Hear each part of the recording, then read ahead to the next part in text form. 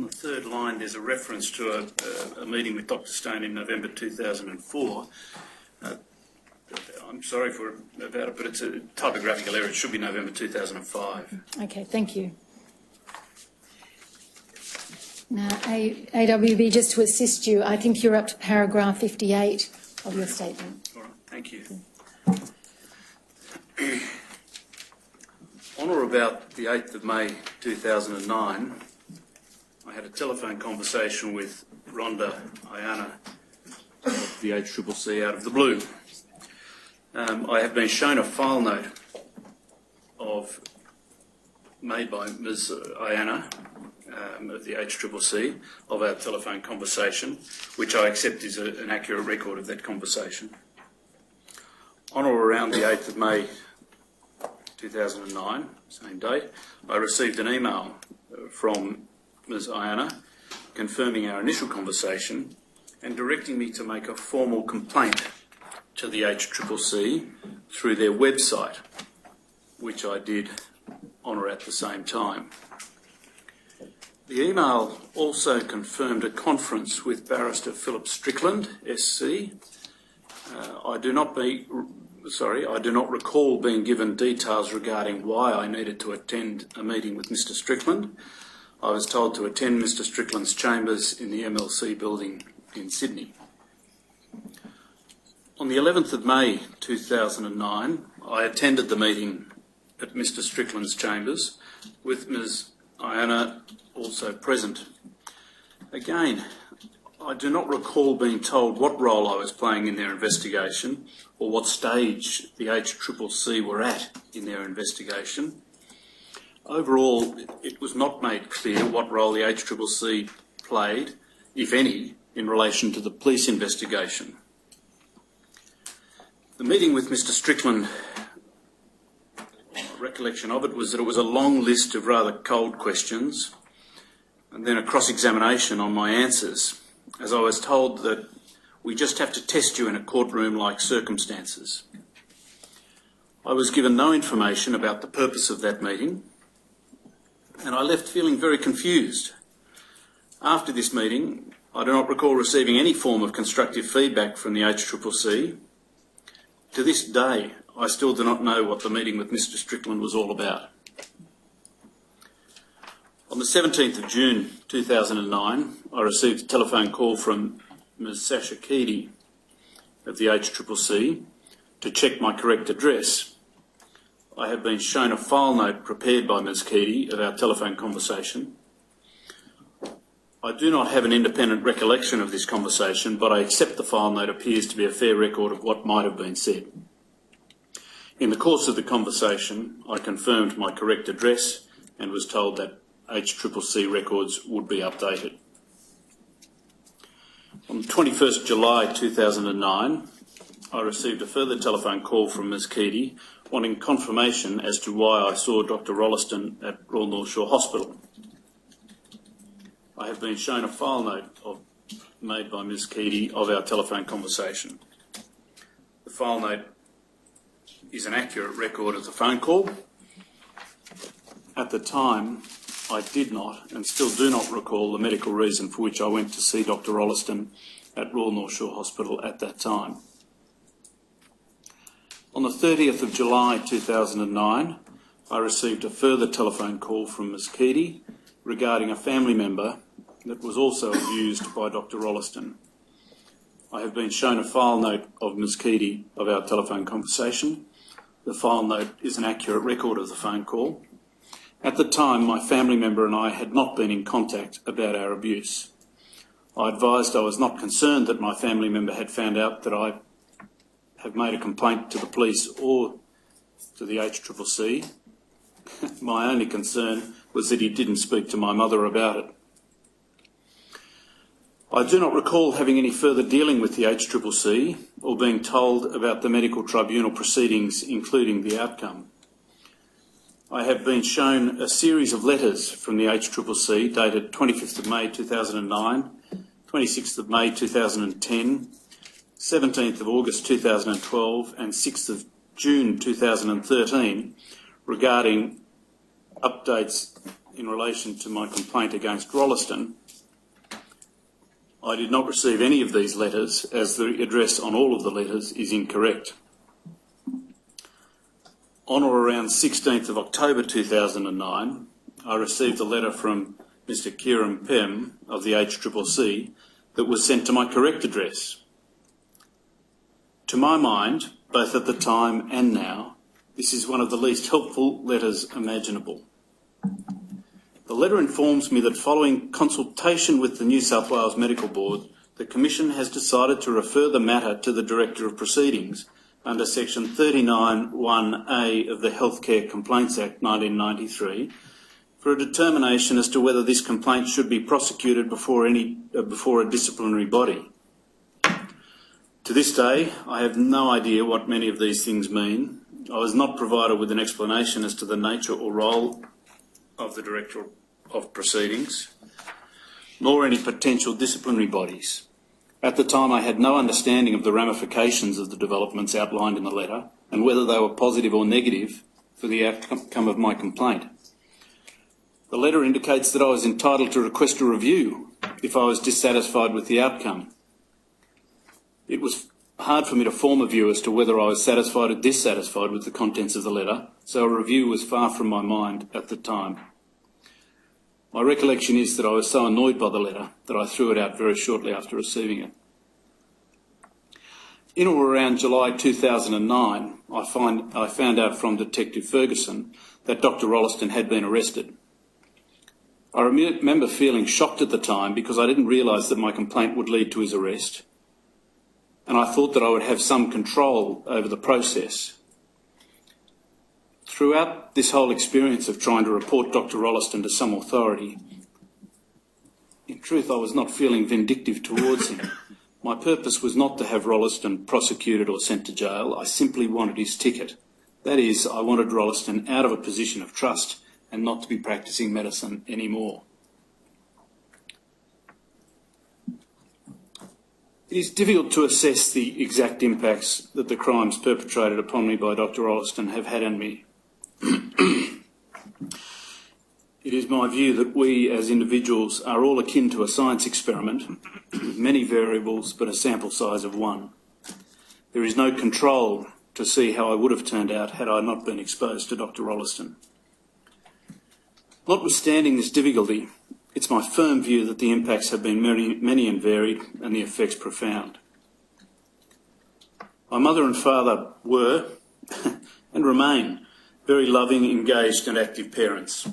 They selflessly devoted much of their significant energies, their very significant energies, physical, emotional, financial, to our development as happy, well-balanced kids, settling the foundations we needed to be successful, well-adjusted adults.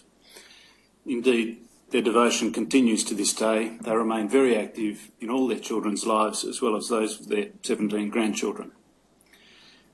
In many respects, this idyllic upbringing has had the outcomes one might expect. My 5 siblings all went straight on to tertiary studies after school. Between them, they hold 9 degree or higher postgraduate qualifications.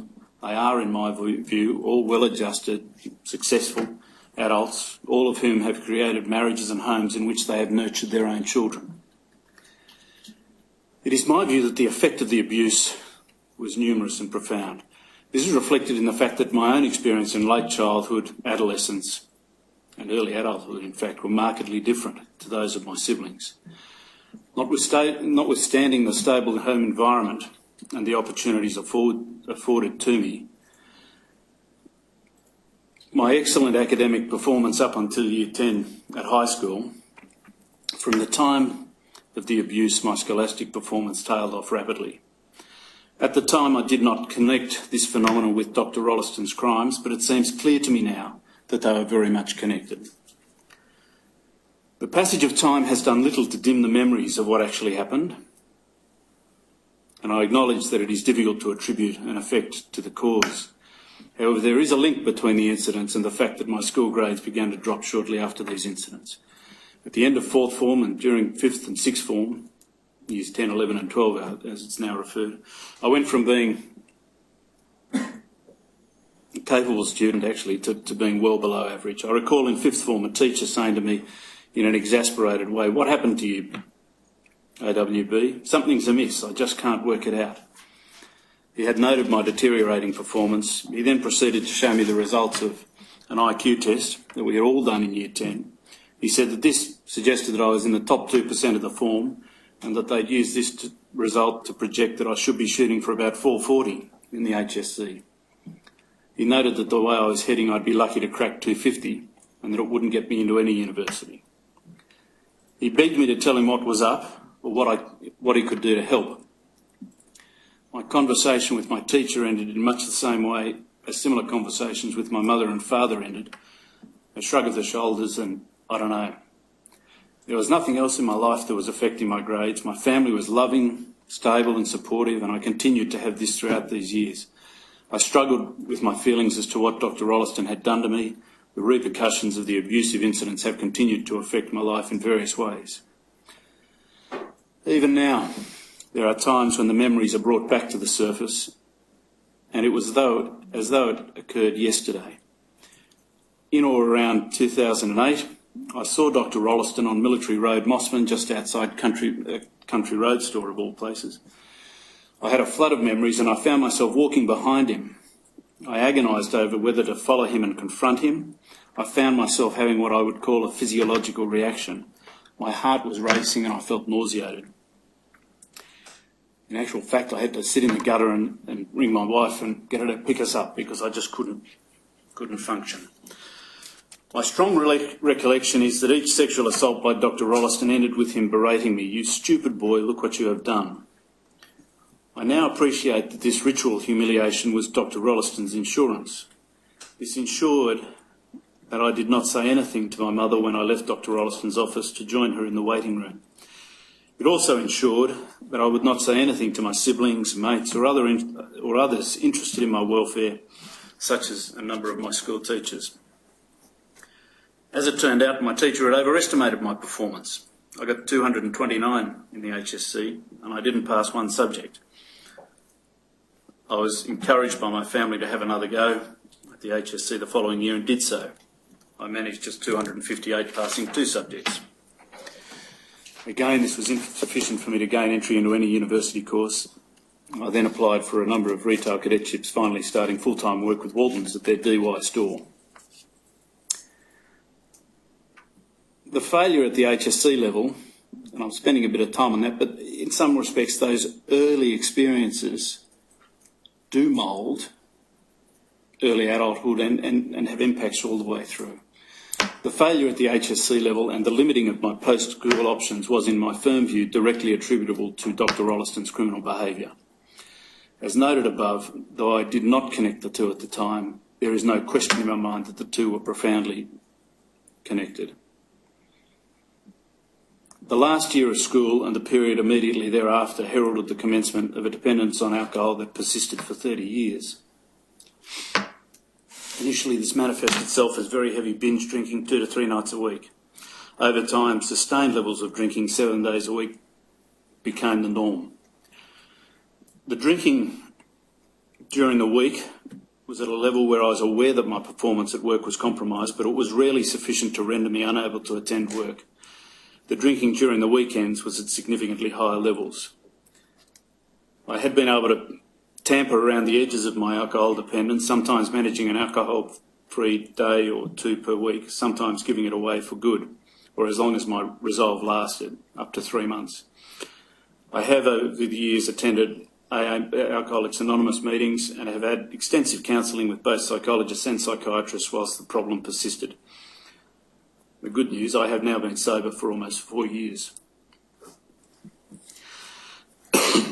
The roadblocks to my further studies and then my employment prospects can be traced again back to the failure at the HSC level, which in my view is directly attributable to Dr. Rolliston's actions.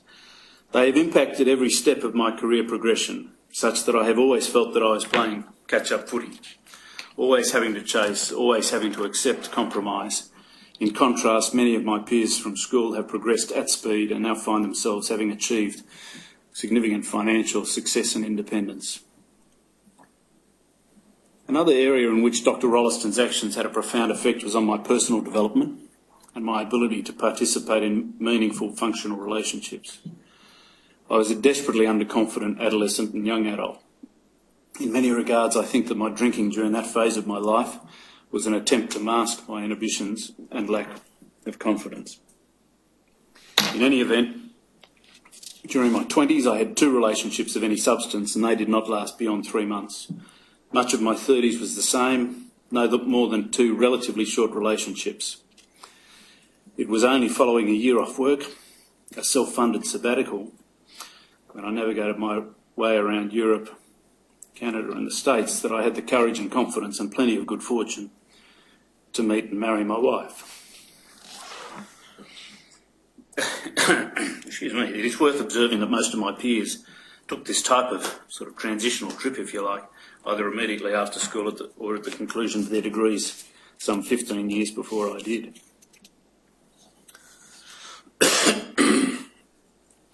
Whilst I am immensely lucky to be with my wife and to have 3 wonderful children,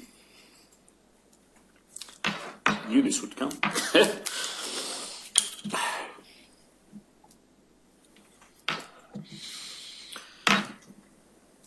Whilst I am immensely lucky to be with my wife and to have 3 wonderful children with her, again I would make the point that my stilted emotional development and inability to have a functional relationship until I was 38 is attributable to Dr. Rolliston's actions, which had a very detrimental impact on my life's experiences. Can't see a bloody thing.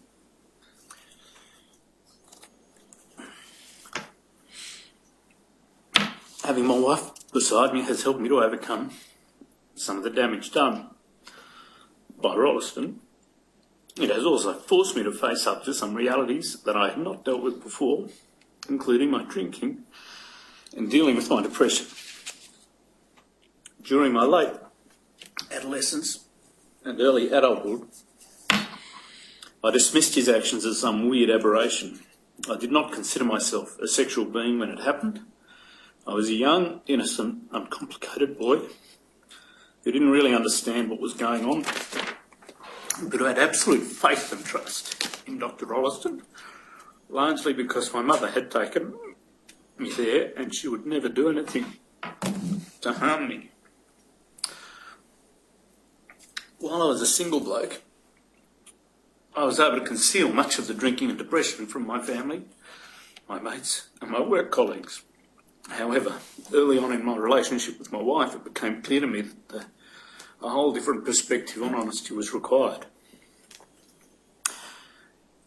In the ensuing visits to GPs, psychologists and psychiatrists, it became clear that I had been suffering a post-traumatic stress-related depressive order, as they call it, or disorder, and that my depression ebbed and flowed between acute and less serious. I had, it was thought, been self-medicating for many years with alcohol, and this itself had a number of consequences in terms of health and emotional well-being and related issue.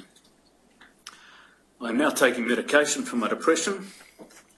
While I am still conscious of the ebbs and flows of the disease from time to time, its effects have to a significant degree been mitigated by the medication. As noted above, I have been sober now for nearly 4 years. Well, actually for just over 4 years now. And it is now my genuine hope that I can stay that course. Given my troubles with alcohol have persisted for 3 decades, I'm not inclined to issue a statement saying that I have won the war. To do so would be to ignore my history and to understate the very real and ongoing battle required to maintain sobriety. For the sake of my wife and my children, I must do so.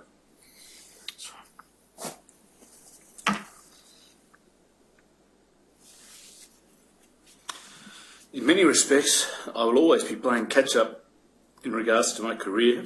I am somewhat resigned to this, and I am now concentrating as hard as I can just to support my family. From the outside, now, I have no doubt that my life looks pretty good. I have a solid job, a loving wife, gorgeous kids, and a nice roof over our heads. But the huge efforts taken to overcome Dr. Rolliston's actions should not be underestimated. While I'm committed to putting this whole episode behind me as best I can, for the reasons stated above, I think it would be foolhardy to declare that the war has been won. It must also be said that without the love, support, encouragement and aspirations of my immediate family, my mother, father and siblings and their partners, and now their children, now my wife and my own children, the effects of Dr. Rolliston's actions may well have been as debilitating for me as they have been for some of my co-victims, for many of my co-victims. The sustained efforts of those around me have effectively reduced the effects of Rolliston's actions to an enduring corrosive influence, bringing depression and alcohol dependence problems, thereby greatly impinging on my life experience and that of those around me. Dr. Rolliston, for what it's worth, should not get the benefit of the labours of my loved ones. His crimes were perpetrated with reckless disregard for my well-being and represented the most base betrayal of trust placed in him by my family, with no thought of the damage done and the consequences that would play out for decades. One of the things that stood out to me over the years is the lack of clear direction as to who should be able to hear my complaint and respond to it. I consider myself to be a resourceful and articulate person, yet I was still not able to make any headway with any of the places that I contacted over the years. I made numerous attempts, including to the Medical Board, the AMA, DOCS and the ACCC, to try and report Dr. Rolliston, but I found it too difficult. And I felt that it was all very process-driven. You had to formalise a complaint or nothing. There was no middle ground, no grey area where you could firstly find out what was going to be involved in that process. This would have helped enormously because, well, for a whole raft of reasons, but we just never got there. You couldn't just talk to someone without a formal complaint being filled in. I was obviously looking for help and was never directed or referred to the right place. In all of the telephone calls I named Dr. Rolliston, I never felt that the authorities were addressing the risk that there was a doctor out there who was offending against children. I am bitterly disappointed that Dr. Rolliston was allowed to practice as long as he did, now knowing the number of co-victims I share with the same story with. But given that I had been unable to make any headway with reporting him over the years, it is sadly unsurprising. I think there should be some way to capture information from people who call to make inquiries or complaints to these type of authorities. I was hoping with all the telephone calls I had made that there would be some system that would have recorded what I was saying, some way of capturing it in a database, the fact that I and possibly others were making a complaint against Dr. Rolliston. This could have possibly then alerted the relevant medical authorities to Rolliston's behaviour sooner. I also think that there should be clear mandatory reporting lines in relation to any organisation that comes across a complaint of child abuse made against a medical practitioner to report it to the appropriate medical authorities. I believe if there had been such clear reporting lines, my complaints against Dr. Rolliston may have been dealt with a lot sooner and he would not have been allowed to practice in a position of trust for as long as he did. I understand that there are or have been different policies applied concerning the reporting of child sexual abuse, depending on whether it is a historical allegation or a contemporaneous allegation of abuse.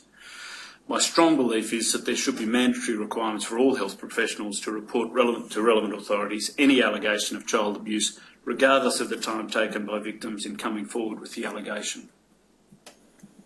Thank you. AWB, is there anything you'd like to add to that? I did want to make a couple of further points, if I may.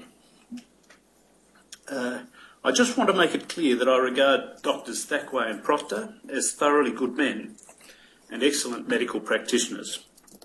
They've been very helpful to me.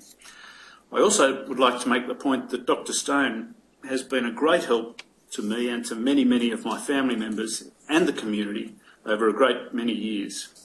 I was disappointed with the comment that I referred to in paragraph 50 in my statement, but I regard it as something of an aberration in an otherwise excellent relationship. I also, I suppose, wanted to add strength to AWA's observations or comments, which I think AWG, was not inconsistent with.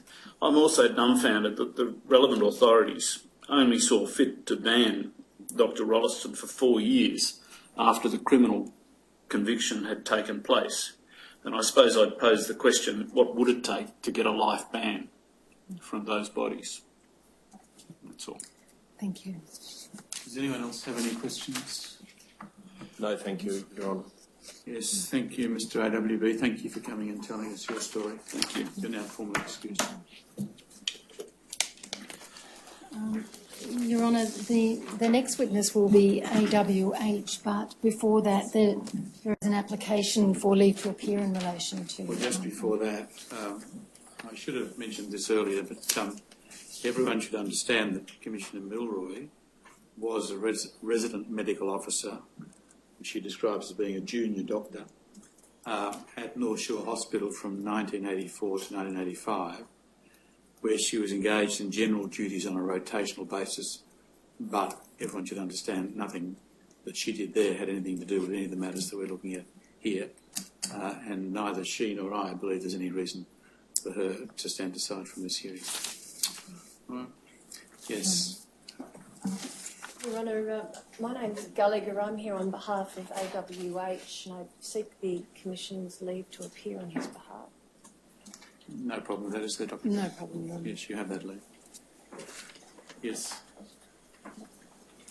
I call AWH.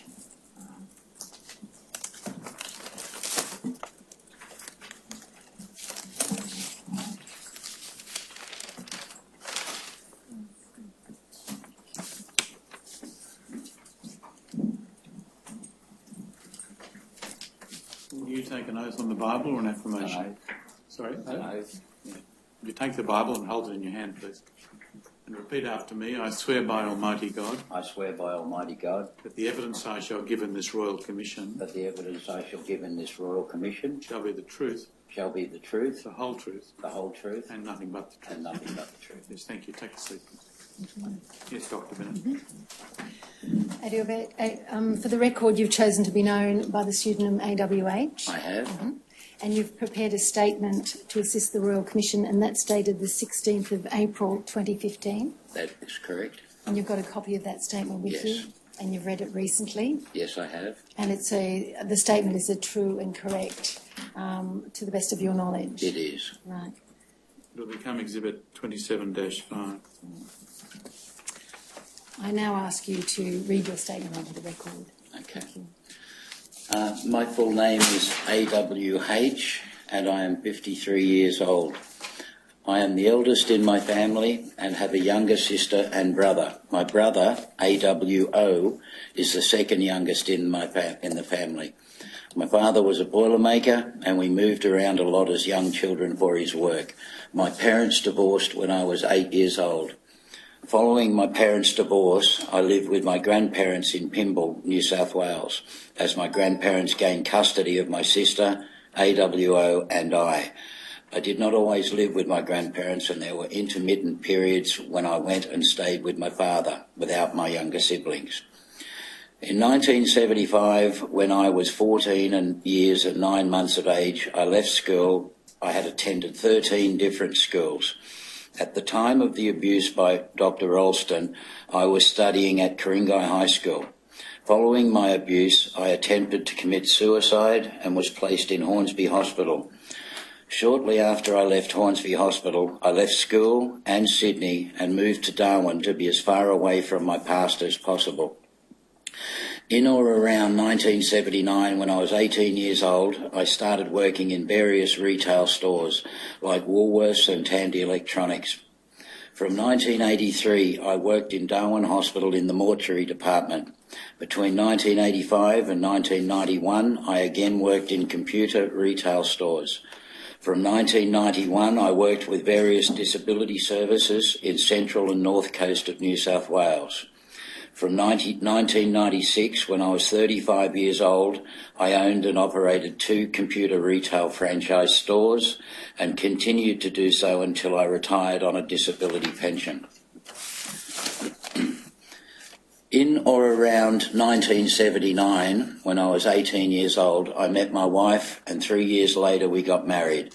We have 3 children from our marriage. My wife was the first person I ever spoke to about my abuse, and she encouraged and supported me throughout the complaint process with the Health Complaints Commission and then the New South Wales Police.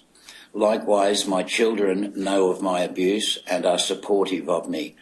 My wife and I are now permanently separated, but we remain on good terms. Dr. Ralston was my grandparents' general practitioner. From the time I moved in with my grandparents, Dr. Ralston became my general practitioner as well. His practice was located at 1 Stewart Place, St Ives.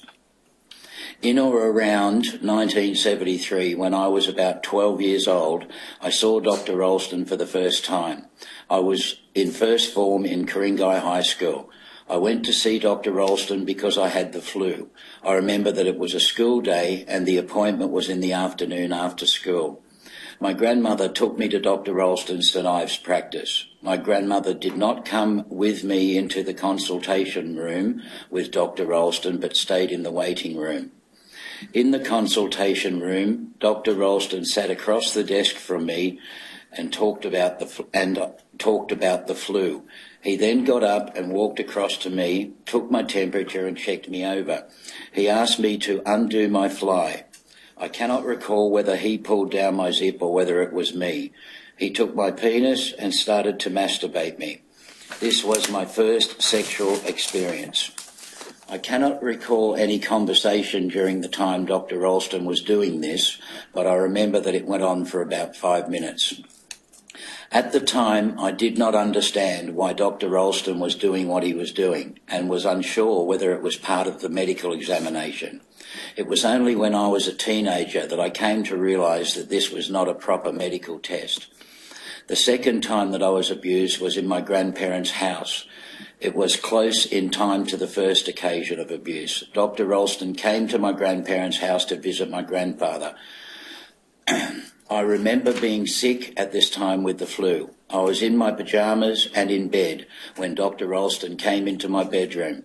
Dr. Ralston abused me in a similar way to the first occasion. I remember that on that same day I was abused in my grandparents' house. My grandfather was taken to hospital for his heart condition in the evening. In or around 1979, when I was 18 years old and AWO was about 17-year-old, AWO being my brother, AWO told me that Dr. Ralston had masturbated him on numerous occasions. I suspected that my sister had been abused by Dr. Ralston because both AWO and I had been. I did not speak to my sister to confirm my suspicion. Also, between AWO and I, we did not discuss the details of our sexual abuse, but knew we had both been abused. I came across the HCCC in or about 2003 when I was searching the internet for, quote, who investigates doctors. On the 9th of May 2003, I sent an email to the HCCC using their email address, hccc@hccc.nsw.gov.au, and the subject titled Sexual Abuse of All of My Family by a St Ives Doctor. In the email, I outlined details of how my brother, sister and I had been assaulted at the St Ives practice by Dr. Ralston.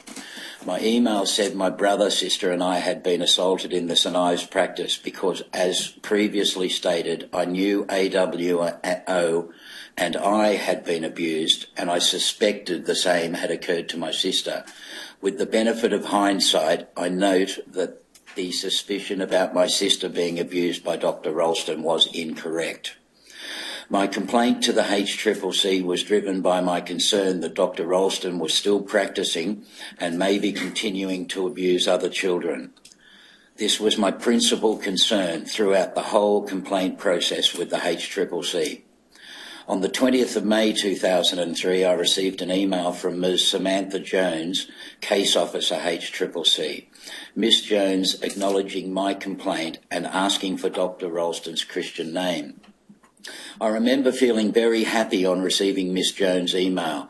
Although it was a short email, I was very happy that the HCCC were going to take a look at my complaint and was hopeful that Dr. Ralston would not be permitted to practice.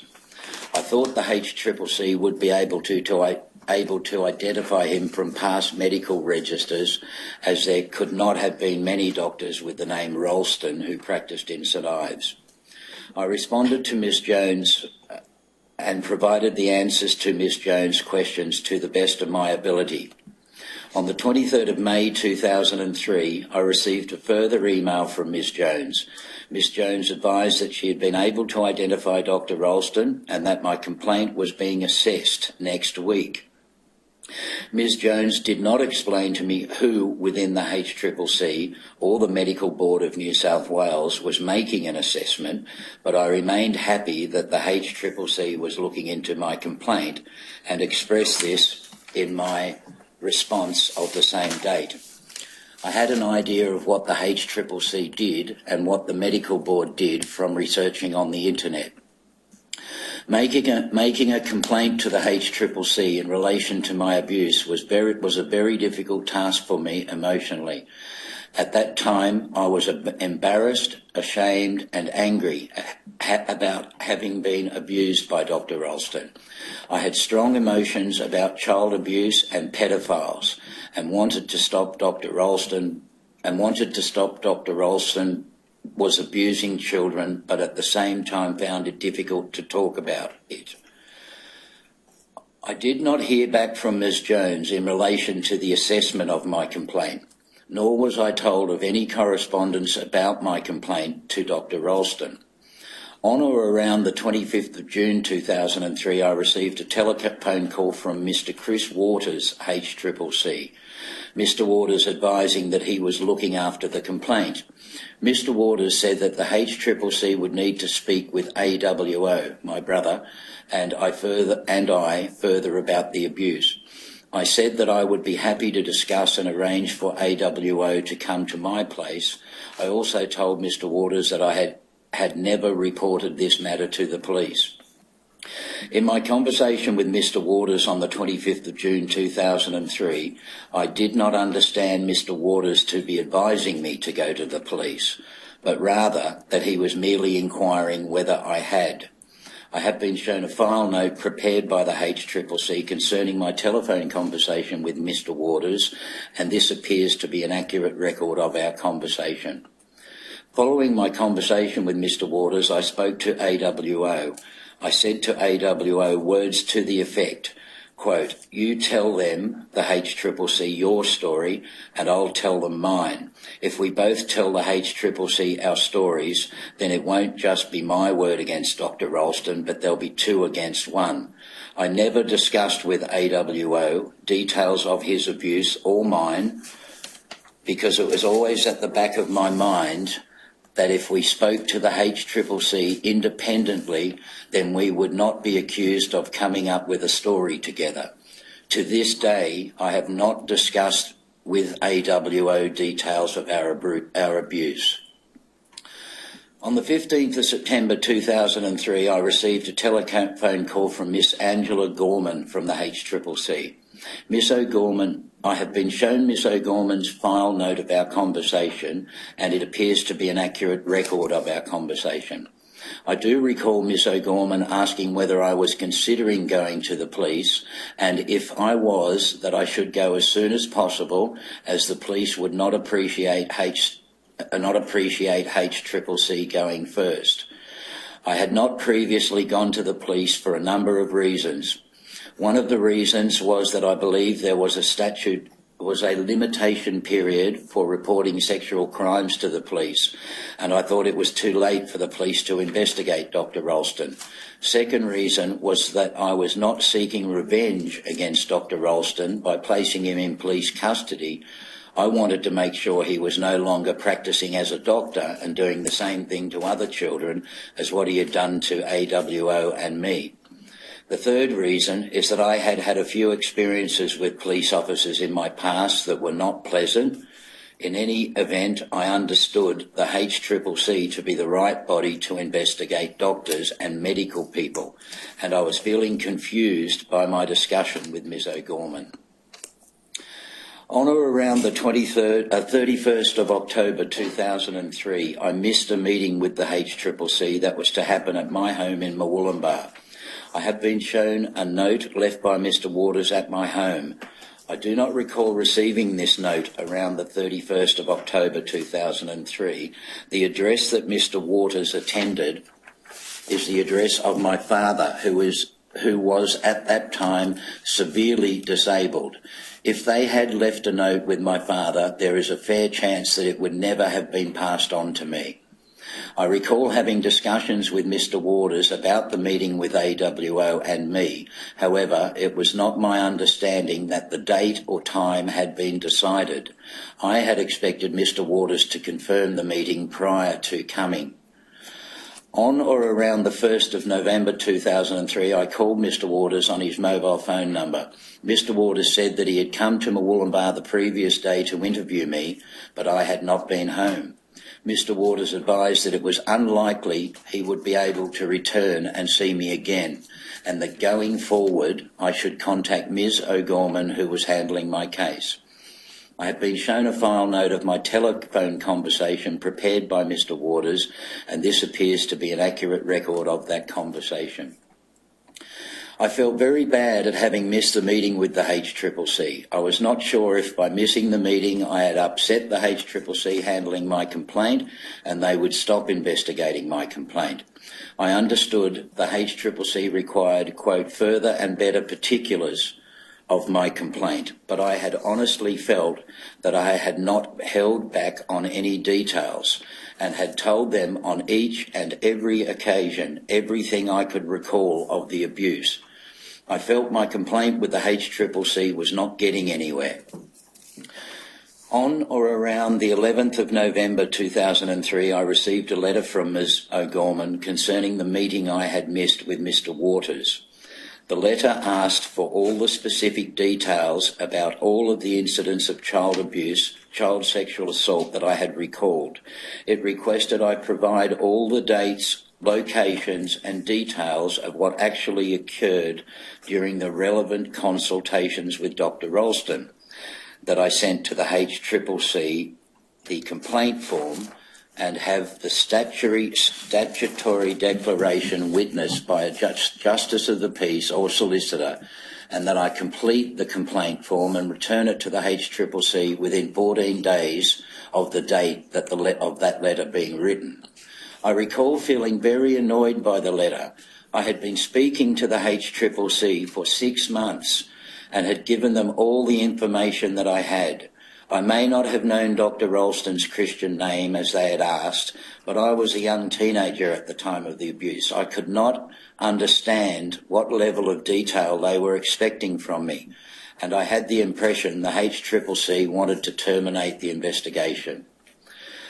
On or around the 10th of December 2003, I received a call from Ms O'Gorman saying that the HCCC had not received a statutory declaration or any other particulars about my complaint against Dr Ralston, and that as a result the investigation would be terminated or discontinued.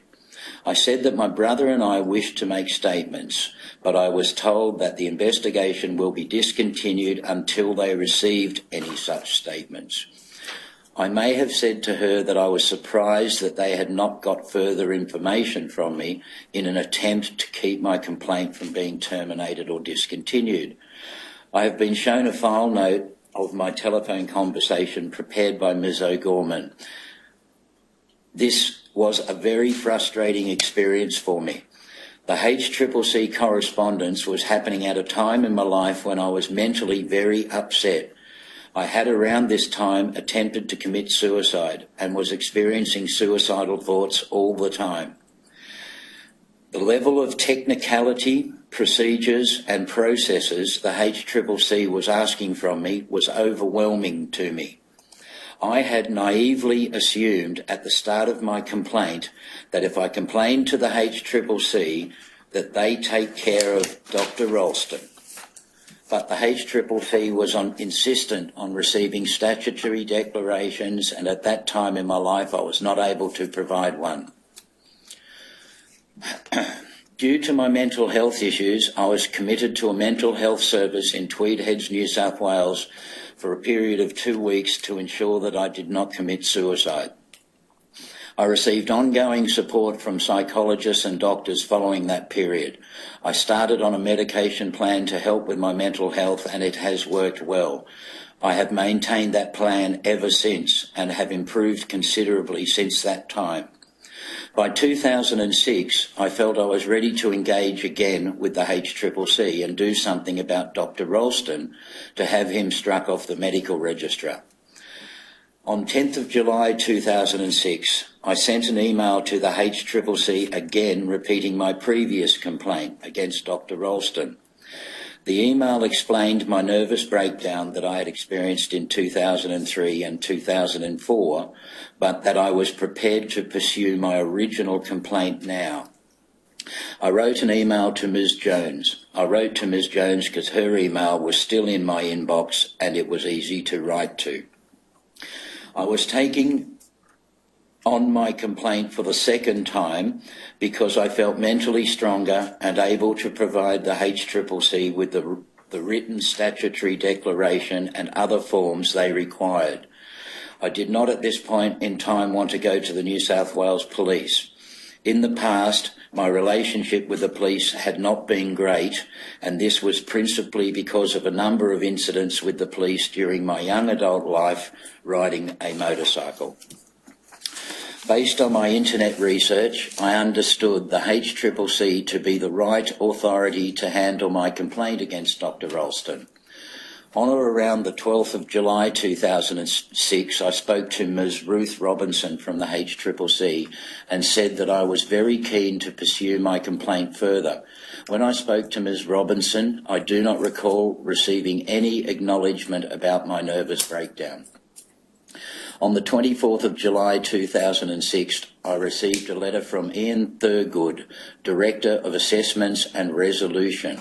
He informed me that the New South Wales Medical Board and the HCCC had revised its assessment and were going to investigate my complaint against Dr. Ralston. On the 11th of August 2006, I received a letter from Ms. O'Gorman in relation to the complaint against Dr. Ralston. The letter asked for specific details about at least 3 sexual assaults, including the dates of abuse, what I was wearing, reasons for the medical consultation, and what happened before and during the sexual assault. The letter also asked for documents such as diaries, appointment cards, referral letters, reports and receipts, as well as contact details of all counsellors, social workers, psychologists and psychiatrists. The information was to be provided within 21 days of the HCCC's letter being written. In my email of the 9th of May 2003 to the HCCC, I stated that I had been abused whenever I visited Dr. Ralston, but in subsequent phone calls with the HCCC, I had spoken about one incident at the St Ives practice and cannot recall whether I had told the HCCC about the incident in my grandparents' home.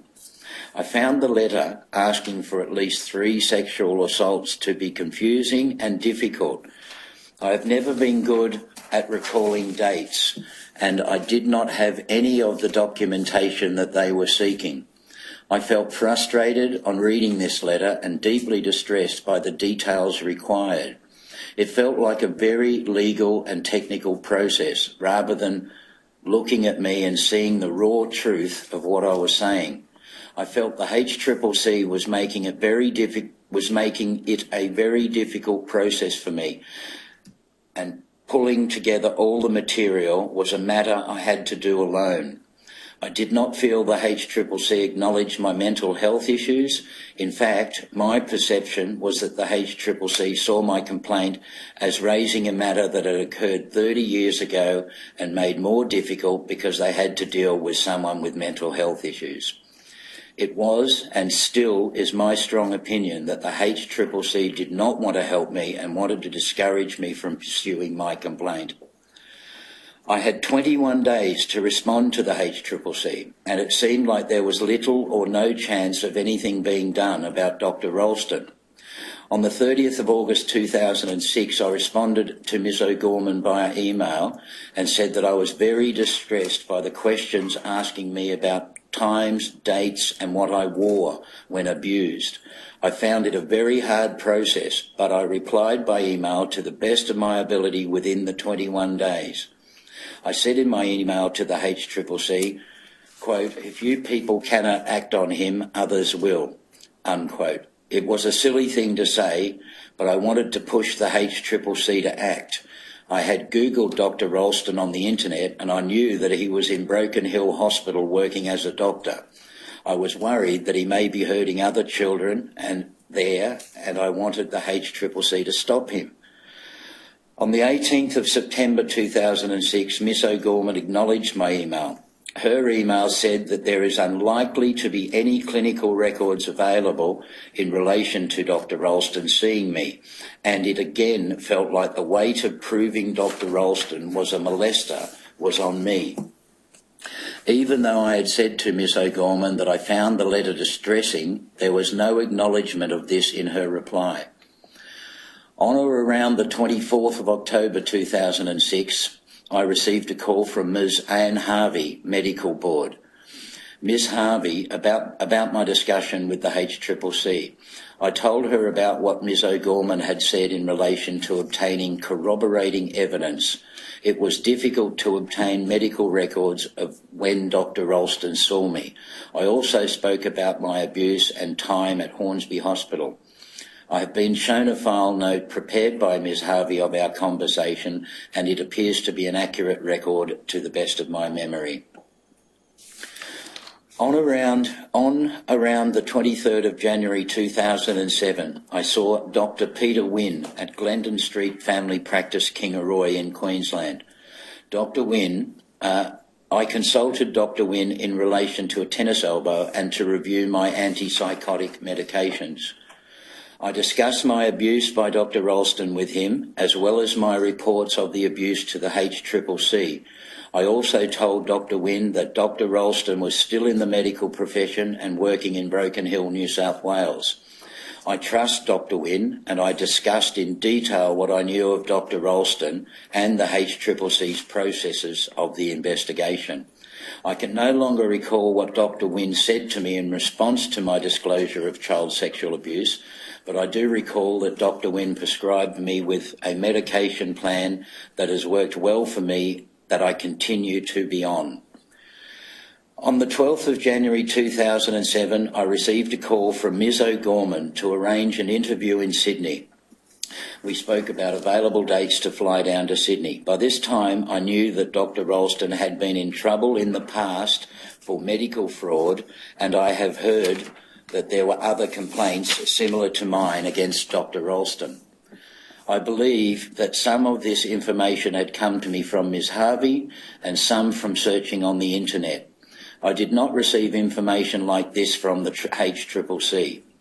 Ms O'Gorman also advised that the HCCC would not be proceeding with my complaint if I did not attend the appointment. I have been shown a file note that records this conversation. This file note appears to be accurate. There was no change in the HCCC's handling of my complaint.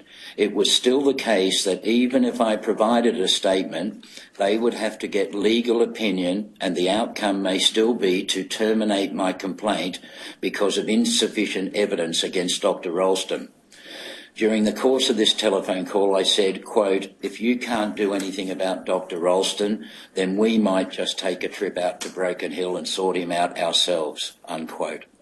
Ms O'Gorman said, quote, "If you make any more threats like that, I would have to make a report. Dr. Ralston is entitled to a presumption of innocence at this stage of the investigation." I've been shown a file note prepared by Ms O'Gorman, and this is an accurate record of our conversation. As I mentioned previously, I ride a motorcycle with some of my friends, and when I said we, I meant this group of friends. What I said to Miss O'Gorman is a reflection of how angry I was with the HCCC and the fact that Dr. Ralston was still allowed to work at this time. I stopped making threats to Miss O'Gorman when I realised she was not responding too well. I simply wanted the HCCC to do something. On the 19th of January 2007, I was interviewed by Miss O'Gorman at the HCCC's offices near Central Station, Sydney, for the purposes of a written statement for the HCCC. At the same meeting, I signed my consent form so the HCCC could obtain my medical reports. I wanted to go through the HCCC complaint process, including making a statement, because it was still pressing on me that Dr. Ralston was in practice and may be hurting other children. On the 20th of July 2007, I received an email from Miss O'Gorman. I understand from the email that the HCCC was still seeking advice from their counsel and required further responses from me. The email asked whether I knew other complainants who were making the same complaint as me against Dr. Ralston. I knew of my brother's complaint, but no one else. I provided a response to Ms O'Gorman on 21 July 2007. I knew the HCCC was speaking to AWO, my brother, to corroborate my complaint, and I understood that his abuse was similar to mine. I understood my sister's involvement to be to support the evidence that AWO and I were giving to the HCCC. On the 17th of August 2007, I had a telephone call with Miss O'Gorman and Mr Beatson asking whether I knew Mr so-and-so, it's blacked out here, in the past. I responded that I did not. I have been shown a file note in relation to this telephone call and it is accurate. Miss O'Gorman and Mr Beatson also asked me whether I had made a statement to the New South Wales Police. I said to Miss O'Gorman that I had spoken to a friend who was a police officer stationed in Murwillumbah, but I didn't have the money or car to go and see him at the time. On the 11th of September 2007, Miss O'Gorman rang me and I confirmed that the reason why I did not proceed with my complaint to the HCCC in 2003 was because of my nervous breakdown. I confirmed to her that this was the case. Miss O'Gorman also asked why I did not inform hospital staff of my abuse around 2004. I told Miss O'Gorman that I was not well enough to report on Dr. Ralston at that time. There were a number of doctors and psychologists at the mental health facility in Tweed Heads. However, I generally have a distrust of health practitioners, and it takes me a long time to establish a relationship of trust with psychologists or psychiatrists. I did not feel I had the right relationship with the health practitioners I saw at the time to talk about my abuse. I've been shown a file note of my conversation with Miss O'Gorman, and it is an accurate record. On the 13th of October 2007, I sent an email to Miss O'Gorman asking her what the HCCC were doing in relation to Dr. Ralston. I was feeling frustrated and angry. That time was passing and Dr. Ralston was still working in Broken Hill.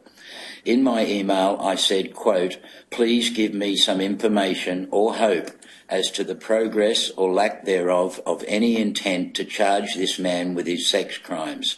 Don't you realise that he may still be doing it to kids today?" End quote. On the 15th of October 2007, I received a response from Miss O'Gorman about waiting for more legal advice and how difficult the legal action would be in relation to my complaint. Miss O'Gorman again said to contact the police. I decided I had to go to the police as the HCCC seemed to have a very legal way of doing things that I didn't understand. I tried to go to the Kingaroy police station. On the 13th of October 2007, I sent an email to Miss O'Gorman about trying to report to the police the details of my abuse. I had tried to report the details of the abuse about Dr. Ralston to the Kingaroy police station, about 2.5 hours drive from Brisbane, Queensland. The Kingaroy Police Station said to me that if the HCCC would be willing to contact the New South Wales Police and inform them of the progress of the investigation, then the New South Wales Police will forward a request to the Queensland Police and I can report the details of the abuse and Dr. Ralston at the Kingaroy Police Station. At that time, I did not have the money to go to New South Wales to make a complaint to the police. If the HCCC had contacted New South Wales Police, then I could easily make the complaint in Queensland. I did not recall receiving any assistance from the HCCC in relation to contacting New South Wales Police so that I could speak to Kingaroy Police Station. On the 15th of November 2007, I contacted Hornsby Area Command by letter of my abuse. I gave them a copy of the statement I had given to the HCCC, as well as Miss O'Gorman's contact details. I emailed Miss O'Gorman on the same day to let her know that I had contacted the police. I contacted Hornsby Area Command because the St Ives practice was in the same area. On the 20th of November 2007, I was contacted by Detective Aaron Ferguson from the New South Wales Police. My experience with Detective Ferguson was very different to the HCCC. When I spoke to Detective Ferguson, I immediately felt that he believed me and he did not have the same legal jargon and processes that the HCCC officers spoke of all the time. Detective Ferguson never said to me, quote, "I don't think I have enough evidence against Dr. Ralston." Detective Ferguson flew to Queensland in early 2008 and I met him in Toowoomba to help him with the police investigation. Detective Ferguson told me straight away that I was not alone and that there had been other victims who had come forward about Dr. Ralston. It felt to me that Detective Ferguson was on my side. In contrast to Detective Ferguson, my experience with the HCCC from 2003 to 2007 was that I was not believed. It may have been because of the age of the complaint and it may have been because of my mental health issues, but the HCCC assumed that I could not be believed. I was disclosing to the HCCC 20 years after my abuse what Dr. Ralston had done to my family and me. I had no reason to lie, but Dr. Ralston had plenty of reasons to. Yet the HCCC, for all their legal purposes, believed Dr. Ralston over me. On the 25th of December 2007, I gave a subsequent statement to the HCCC to the effect that I did not know of a Mr. AWC or Mr. AWB. On the 11th of February 2008, I wrote to Miss O'Gorman asking her how the HCCC investigation of Dr. Ralston was going. On the 12th of February 2007, Miss O'Gorman responded that she was going to send documents over to Hornsby Police on the 12th of February 2007. Miss O'Gorman said they were looking at an expert advisor to state whether what Dr. Ralston had done to me was not right. I thought the HCCC is just tied in knots with legal processes. I cannot recall when and in what circumstances Ms O'Gorman ceased to be the officer on my file. In or around 2009, Ms Rhonda Iana took over. Soon after, I was told HCCC was seeking further legal advice and they would keep me updated. On the 4th of May 2009, I flew up to meet Mr Philip Strickland, Senior Counsel for the HCCC. Mr Strickland, who had a very large office in the MLC building. I had a meeting with him where he went through my first email to the HCCC and demanded why I had made a false statement about my sister being sexually abused by Dr Ralston when it was a serious allegation to make. As I stated previously, I had made an error about my sister. I knew AWO, my brother, and I had been abused, and because we were seeing the same doctor, I had thought she had been abused. There were a lot of questions from Mr Strickland in the meeting about dates and details that I could not answer. Mr. Strickland said there were a large number of discrepancies about the details I had given the HCCC. I admit that I am not good with dates, especially in relation to dates of events that occurred 40 years ago.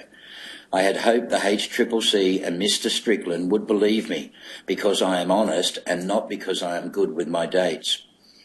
My meeting with Mr. Strickland was the worst experience for me in the 6 years that I had taken my complaint to the HCCC. I left the meeting with Mr. Strickland feeling very discouraged. He warned me that if I go to the witness stand, I will be cross-examined about my mental health issues, and this maybe is incorrect, and made to look bad. It may be that that's not quite right, made to look bad. I'm not sure about that bit there. Mr. Strickland spoke of the negatives of me going forward with my complaint. I told Mr. Strickland that I was determined to go forward. However, leaving the meeting, I felt very bad and useless, like the whole process was too difficult. The HCCC took a very long time to handle my complaint. It was a very drawn-out and slow process. My recurring thought, looking back at the HCCC's handling of my complaint, is how many children were being abused while the HCCC was investigating Dr. Ralston. The HCCC did not act in the same way that the New South Wales Police acted in response to my complaint. I can only conclude that the HCCC officers looking at my complaint were just going through the motions and were not interested in what I was saying. If the HCCC had acted sooner, 10 years sooner than Dr. Ralston's criminal conviction, then I may have been entitled to a different sum of money from the victims' compensation, New South Wales victims' compensation. As it turned out, following the criminal conviction of Dr. Ralston, I was eligible, but there was a cap placed by the New South Wales government in July 2013 on victims' compensation. If the HCCC had acted sooner on my complaint, I would have been entitled to a higher sum of compensation. I have been shown a copy of the HCCC's letter of 6th of June 2013, informing me of Dr. Ralston's registration as a medical practitioner being cancelled. The address on the letter, blacked out here, is correct and is my home. However, I do not recall receiving this letter other than in the course of preparing my statement. As a child, following the abuse, I felt weird. I did not know what was sexually normal and abnormal. I have attempted suicide on several occasions. The first time was directly as a consequence of what Dr. Ralston did to me. The more recent attempts at suicide were caused by Dr. Ralston and other stresses in my life at the time. Dr. Ralston's abuse has caused me distress over many years and has made me feel very insecure and uncomfortable about the safety of children. To this day, I have a great distrust of doctors. In relation to doctors, in 2004, when I was in a mental health facility in Tweed Heads, there were psychologists and psychiatrists there that I could not bring myself to trust because I distrusted doctors and they triggered memories of Dr. Ralston. With the benefit of hindsight, I can see now that if I had opened up to the psychiatrists, I may have received the help that I needed.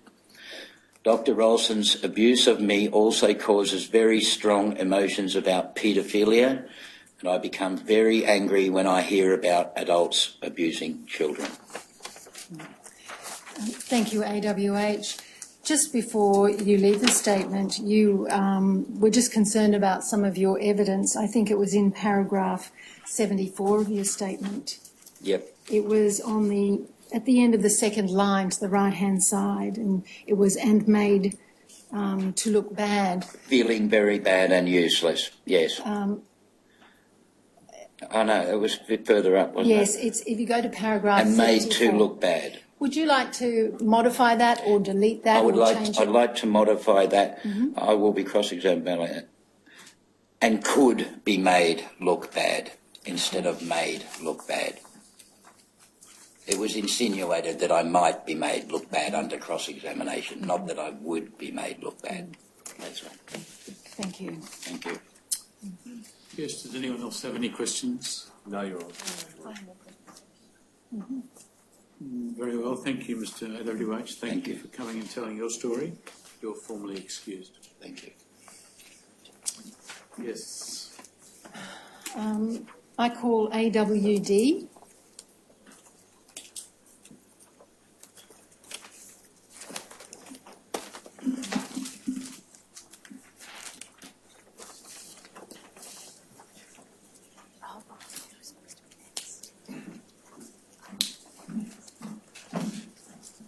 AWD, would you take an oath on the Bible or an affirmation? Bible. Would you hold the Bible for me and repeat after me? I swear by Almighty God I swear by Almighty God that the evidence I shall give in this Royal Commission that the evidence I should give in this Royal Commission shall be the truth, shall be the truth, the whole truth, the whole truth, and nothing but the truth. and nothing but the truth. Yes, thank you. Take a seat. Yes, Dr. Bennett. For the record, you've chosen to be known by the pseudonym AWD for these proceedings, That's correct. and you've prepared a statement to assist the Royal Commission dated the 16th of April 2015. Yes, I have. And you've read a copy of that statement recently? Yes, Good. And the contents of the statement are true and correct to the best of your knowledge? that's correct. I tender the statement, Your Honour. We become Exhibit 27-6. Now could you read that statement onto the record? My full name is AWD and I am 44 years of age. I am the youngest of 6 children. I grew up in Western Sydney with my mother and father and my siblings. When I was about 13 years old, my parents divorced. My mother and 4 of my siblings moved house. I stayed at my family home with my father and 1 brother. I began high school in 1983. In 1986, when I was in year 11, I couldn't handle it and I left school. I went straight into the workforce. I worked for my father for a few years and I have moved around Australia doing various jobs all my life. I now live and work in Queensland. I had a very strict upbringing. To travel to high school when I was a kid, I had to leave the house at 6 a.m. and travel for an hour and a half each way. I had stringent chores to complete and returned home from school when I returned home from school, and I had a strict bedtime of 8:30 p.m. On the 8th of October 1984, when I was 13 years of age, I had stayed up late watching television in bed past my bedtime. As a result, I overslept the following morning. My brother had already left for school and I knew I'd missed the bus. My father had warned me constantly not to stay up watching television because I would be tired and miss school and I would get a good flogging. I decided I would go to the doctor to obtain a medical certificate. That morning, being the 9th of October 1984, I attended the local doctor's surgery, which was Dr. Ralston's practice on the corner of Luxford Road and Ballaleo Drive in Wayland, New South Wales, now known as the Wayland Family Medical Practice by myself. I went to this practice as my family has always used this. It had previously been the practice of Dr. Swartz, who my father swore by. I think I had seen Dr. Ralston before, but I cannot recall whether or not I had seen him for a medical appointment or because I had been to the practice with a family member who was sick. When I arrived at the doctor's surgery, I spoke to a female receptionist. I said, "I've got a sore throat, I need to see a doctor." I then sat down in the waiting room awaiting my name to be called. The time was before midday. After a short time, Dr. Ralston came into the waiting room. He picked up my folder and said AWD. I stood up and walked to Dr. Ralston's office. It was the last door on the left, which faced Luxford Road. Dr. Ralston's room contained an examination bed, a desk and a couple of chairs beside the desk. As I walked into the room, Dr. Ralston closed the door. I sat on the chair beside the desk. The following conversation then took place. Dr. Olsen said, "What's wrong with you?" I said, "I need a certificate. I'm off school. I've got a sore throat." Dr. Olsen said, "Is there anything else wrong?" I said, I have had the runs a bit." Dr. Olsen said, "Okay then, all right, get up and get your clothes off and we'll check you out." I wondered why I needed to take my clothes off because I only told him I had a sore throat. Dr. Olsen asked me, "Do you have a pain in the belly?" I responded, "No, it's just my throat." I was sitting on the chair still, wearing only my underpants. I removed my clothes per Dr. Olsen's request. Dr. Olsen got his stethoscope and checked my neck and throat area and my chest, asking me to breathe. He moved past these areas very quickly. Dr. Olsen asked me to stand in front of the chair. He positioned himself in front of me and he continued with the examination. He then put his hands inside my underpants and was moving my testicles around. He provided no warning or indication that he was going to do this. I felt really uncomfortable about this. Dr. Olsen pulled my underpants down past my hips and then told me to pull them down the rest of the way. Dr. Olsen crouched in front of me. His head was level with my waist. He looked up into my eyes and then back at my genitals. And then up into my eyes again.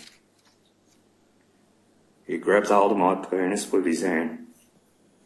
He stroked my penis for about 10 seconds. The following conversation took place. Dr. Olsen said, "How does that feel?" I said, "There's no pain there either." Dr. Olsen said, "It's all right if it gets hard. It's natural." I said, "It won't get hard. It's not getting hard." Dr. Olsen stared into my eyes and smiled for some of this conversation. I was very uncomfortable. I was doing what I was told because that's the way I was raised. And the doctor held a position of authority, and I was not allowed to question adults. However, I felt the exam was strange. It didn't seem to be going near the areas I complained about. I complained only about my throat having the runs. Dr. Olsen at no stage looked into my mouth to see my throat, but instead went quickly to my genitals. My eyes started to fill up with tears. I do not recall if I was trembling at this stage, but I felt very uncomfortable. I knew something was wrong and I wanted to leave. I felt a huge build-up of emotion and I thought that I would not be able to hold back the tears much longer. Dr. Olsen said, "We'll have to get a fluid sample." Because he was at my groin region, I understood what he meant by this. I just wondered why he was asking this. At the time, my mind was racing. I said, "I don't really want to do that today." Dr. Olsen said, "Okay then, that's fine. We can do that on the next visit. I'll give you some more days off. You can get your clothes back on now." I put my clothes back on and continued to hold back my tears. Dr. Olsen watched me put my clothes back on. He then handed me a medical certificate. Dr. Olsen opened the door for me. As I walked out, he put his arm around me and walked out towards the reception desk. He said, "Come on, we'll put this next date in for you." Dr. Olsen said to the reception, "I want to book AWD in for another appointment." I felt that Dr. Olsen had made the point of scheduling in my next appointment. He exchanged further words about the appointment, such as a date with the receptionist. I signed some papers for my visit and then I left. I walked out of the surgery and I just ran. I ran all the way home crying.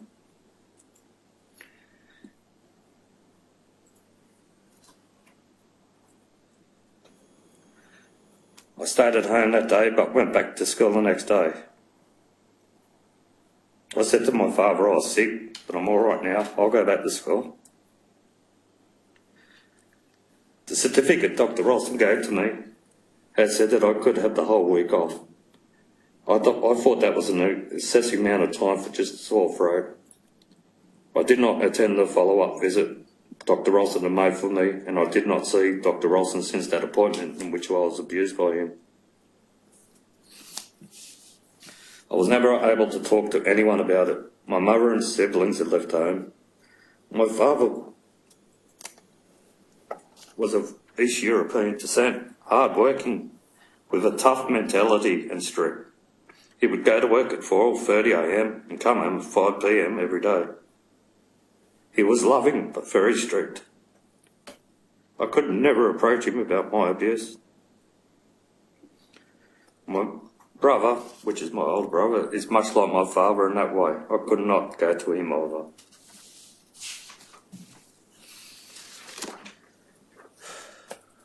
In or around 1997 or 1998, I disclosed the abuse to my girlfriend at the time because I experienced some intimacy problems.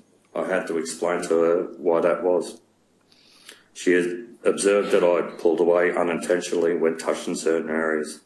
She would often ask me, "What's wrong?" I eventually told her about the abuse by Dr. Ralston. On the 23rd of April 1999, I attended the Blacktown Emergency Department for experienced suicidal idiotations. The night before, being 22nd of April 1999, I had disclosed to my sister my abuse by Dr. Ralston when I was 14 years of age. I am close to my sisters, and the sister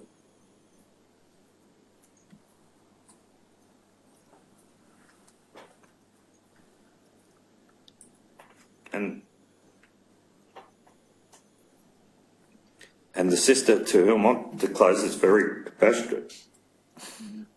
She's the closest in age to me, and we get along well. I know that when I was admitted to hospital, I was very emotional and vocal. I remember speaking about my abuse to the attending doctors and nurses. I would have disclosed Dr. Ralston's name when speaking about my abuse because his name is vivid in my mind, and I usually name him when I'm speaking about my abuse. I remember that I was emotional when I was admitted to hospital, and hospital staff might have been trying to calm me down in that process and may not have completely and accurately recorded the details of my abuse I gave. I have been shown being a record of my disclosure of abuse to the Blacktown Hospital. These notes do not record Dr. Ross's name, which I am confident that I would have disclosed, but otherwise I accept the documents are consistent with my memory of hospitalisation. Following my discharge from Blacktown Hospital, Blacktown City Mental Health Service sent mental health workers to visit me at my home to check up on me about once a week. I believe they were either psychologists or counsellors, but I am not sure.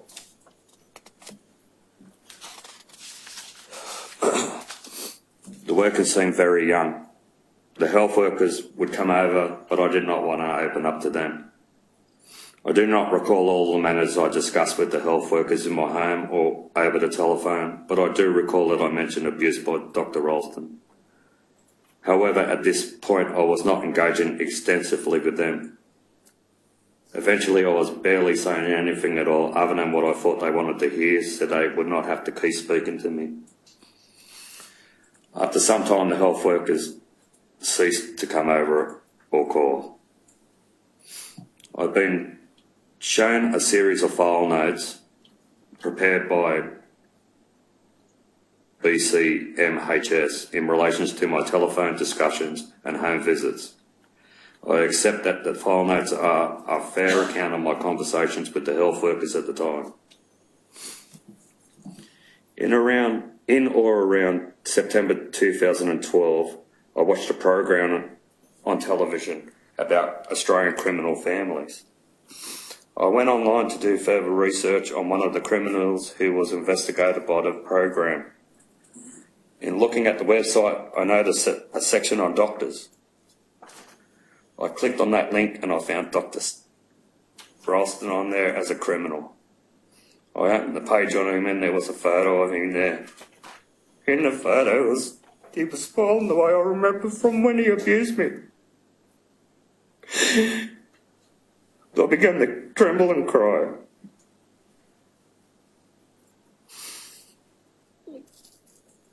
On the 1st of November 2012, I attended Mount Druitt Police Station and made a statement to police. Before the abuse, I was an A-grade student and I played state soccer. In 1986, the year after my abuse, my grades dropped. I quit soccer and I could not handle year 11, so I just dropped out of school. Since the abuse, I have trouble seeing doctors, and I try to avoid having to see them unless I'm very sick. But seeing male doctors in particular is even more difficult to me, to this day. In or around 2000, after a suicide attempt, I was taken to hospital. A male doctor attended to me and I became extremely angry and uncontrollable, trying to get away from him. This only made my situation worse and look bad for me, but I could not handle being treated by a male doctor. Similarly, in or around 2011, I suffered a heart attack and endured for several hours. However, I wanted to avoid having to go to the hospital or a doctor so badly that I stayed at home and self-medicated for as long as I could. After several hours, I was in extreme pain and had been suffering a heart attack for such a long time, I finally went to the hospital. It used to only be doctors that I could not trust, but as I got older, the trust in authority figures spread beyond just doctors, and now I cannot trust anybody with authority at all. Dr. Ralston was able to abuse me because he was a doctor and a figure of authority, and I was brought up never to question adults, and I would certainly never question the actions of a doctor. I started drinking at the age of 14, following the abuse by Dr. Ralston. I continued to use alcohol and drugs as a coping mechanism in stressful situations. The abuse has created problems for my personal relationships and my family. I also have intimacy issues. I had to disclose the abuse to my girlfriend in 1997-98 because of the problems it was causing. This was my first serious relationship. What Dr. Ralston did to me was my first sexual experience in life, and that changed my perspective on life. It challenged what I was brought up to believe, how things are meant to be. That it is a man and a woman, a husband and a wife. Instead, my first sexual experience was with a dirty doctor. I have depression and experience suicidal tendencies. I have attempted to commit suicide a number of times. I cannot be in crowds of people. Having grown up with this burden, never having anybody to talk to about what happened to me and understand it, I now prefer to be alone and to deal with issues on my own. I have been to see psychologists, psychiatrists and psychotherapists as a result of the abuse. These eventuated from my attempted suicides and subsequent hospital admissions. But I've never been able to trust any of them. The last person I would want to talk to is a health practitioner. I also felt guilt. I could not talk about my abuse at the time, and I felt I could not come forward and report Dr. Ralston. After seeing how many victims he abused, I felt guilty that I did not say anything sooner, and that other children may have been hurt after me. This is the hardest part. Everything in my life has a limit. I cannot hold down a girlfriend, a job or a home because I see everything has an expiry date. I have lived most of my life this way. I see Dr. Ralston's face every morning when I wake up, and I see it when I go to sleep. I frequently think to myself about what could have prevented this happening to me and to others. However, I do not have the answer. It is difficult to comprehend. The majority of doctors are good people and do not abuse children, so there is no single measure to prevent pedophilia from occurring. One measure I think of as important is to deter pedophiles and doctors from abusing patients by having appropriate sentencing from the criminal courts. I feel Dr. Ross's sentence did not reflect this deterrent factor, and he received favourable treatment from the courts throughout the proceedings. During the criminal trial and proceedings, Dr. Ralston was allowed to leave on holidays. On conviction, Dr. Ralston received a light sentence despite lengthy history of abusing child patients. I feel that he should have been given a longer sentence. It seems that the court took into consideration Dr. Ralston's age by the time he was convicted. The court did not want to give him a longer sentence. I think Dr. Ralston's sentencing should not have been what was about what was convenient to him. It should be more about the victims and sentencing that reflects the impact of pedophilia on those victims. Thank you, AWD. Does anyone else have questions of Mr AWD? Your Honour, I do, just briefly.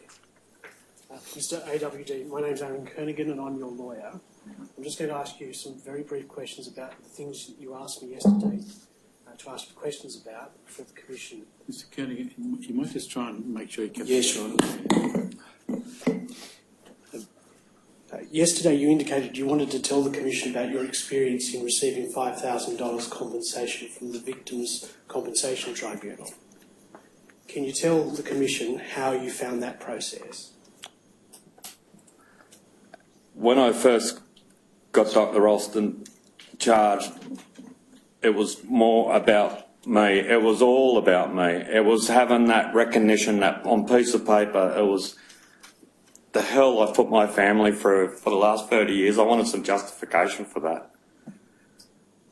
Through the whole process of the trial, I was never asked anything. I was never contacted by the DPP.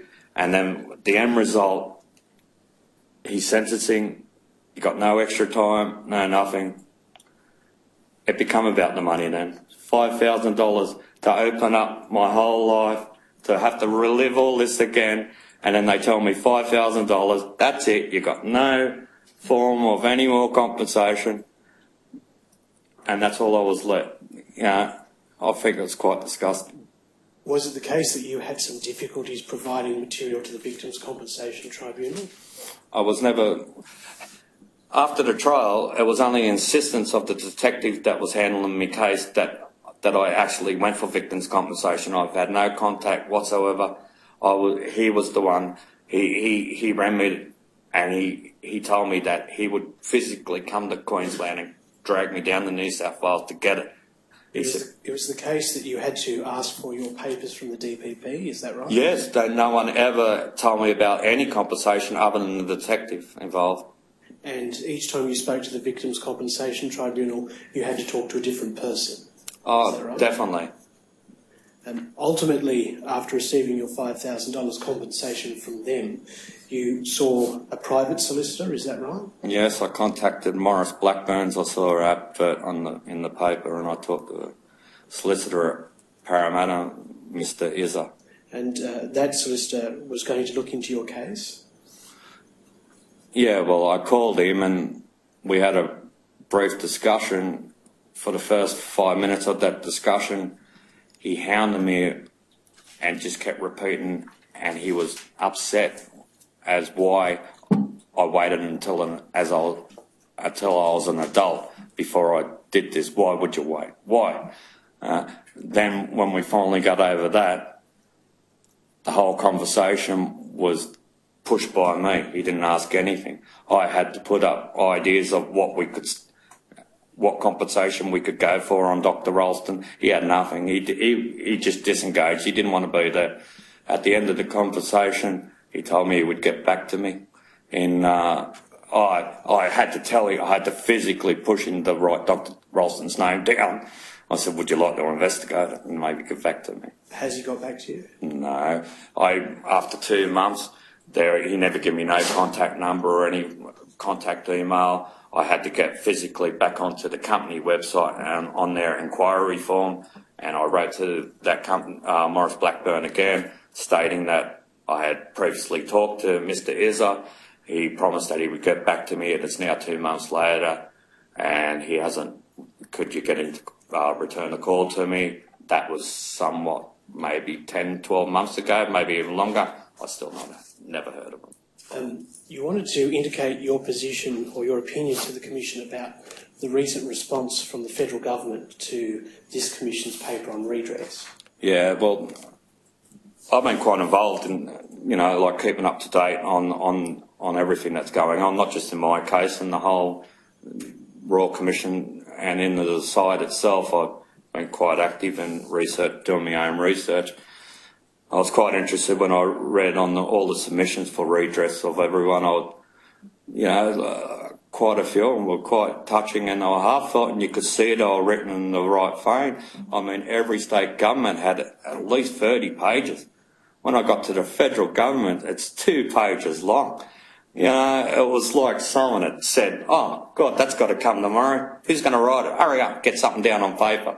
Then when you read it, I don't know if I was more disgusted of the content of it or the lack of content. There was it was all, as far as they're concerned, everything's fine, no need for a national program, no need for any redress, everything's just sweet as it is. All we need is as much counselling as we can get, and that's all we need, nothing else. And just finally, you indicated that you wanted to tell the Commission how you would like to be left going ahead.